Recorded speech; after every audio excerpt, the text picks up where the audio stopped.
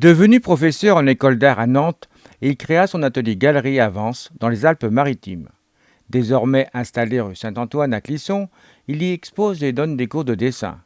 Il a aussi bien fait de la BD, dessin animé ou publicité. Il expose actuellement à l'atrium de la mairie de Valette. Bernard Maignan, qui peint depuis son enfance.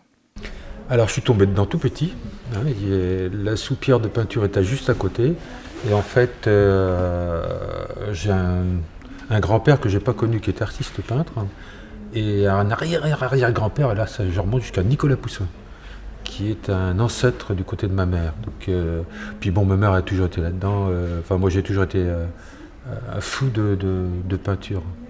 Alors qu'est-ce qui vous attire justement dans la peinture? Ben, c'est un moyen de s'exprimer déjà, c'est un moyen de dire sans mettre de mots.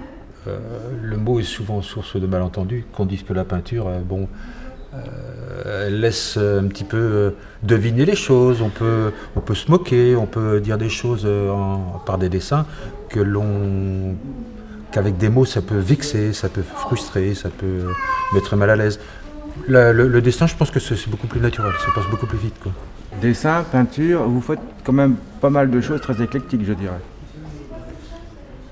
Oui, alors j'aime tout. C'est un petit peu mon problème, c'est que j'aime autant la peinture naïve que l'abstraction. Je pense qu'à partir du moment où on met son âme dans ce qu'on fait, c'est forcément, je veux dire, le message peut passer. Parce que c'est toujours des messages, hein, quoi qu'il en soit, qu'on soit dit ou non dit, il y a toujours un message, j'ai toujours quelque chose personnellement à dire. C'est parce que forcément le cas de tous les peintres. Mais voilà, j'ai toujours quelque chose à dire. Dans le beau, dans le moche, hein. J'aimerais bien peindre des horreurs aussi, mais bon, c'est peut-être le côté éducation qui fait que je le fais pas. Mais quand j'étais enfant, je vendais mes toiles. À l'époque, on avait le jeudi, et je vendais mes toiles. Je montais sur les tables des classes, et j'allais vendre mes dessins comme ça aux copains, et c'était que des dessins d'horreur, des personnages qui dégouinaient, qui étaient des squelettes, des choses comme ça. C'est le plaisir de provoquer aussi en même temps, enfin gentiment, enfin, de provoquer. Voilà. Et cette envie de provoquer a un petit peu disparu? Ah non, il est toujours là. Non, non, ouais, c'est bien le problème. J'ai gardé mes 14 ans.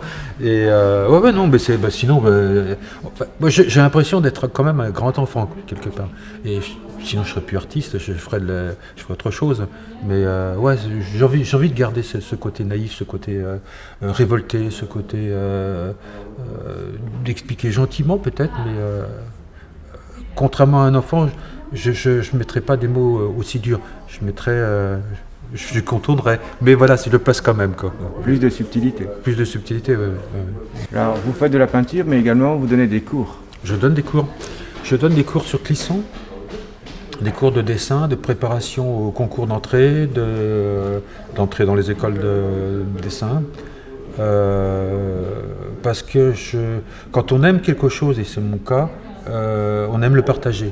Et ce partage, j'apprends autant de mes élèves que de ce que j'enseigne, que ce que je leur apporte. Parce que on est obligé de mettre des mots à ce qu'on fait, et forcément on se pose des questions sur ce qu'on fait. On se dit, oh, tiens, je fais ça, mais c'est une salmanie, c'est quoi?